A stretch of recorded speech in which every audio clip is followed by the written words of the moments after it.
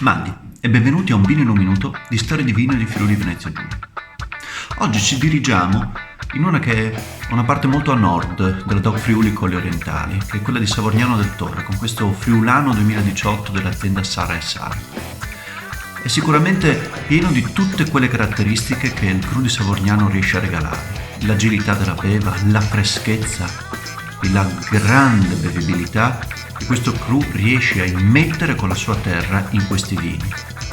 Sono vini che, se dovessero essere un libro, in particolare questo, sarebbe Diary di Chuck Palahniuk, intenso ma comunque veloce da leggere.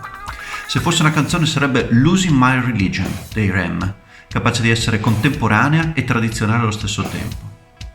Così come il film Profumo di donna di Dino Risi, che vincerebbe un Oscar anche se fosse stato fatto oggi. Sua classificazione è 9.11. Questo è un vino che è la bella introduzione di questa settimana a quello che dovrà diventare un punto di riferimento per tutti coloro che vogliono scoprire il Friuli Venezia Giulia.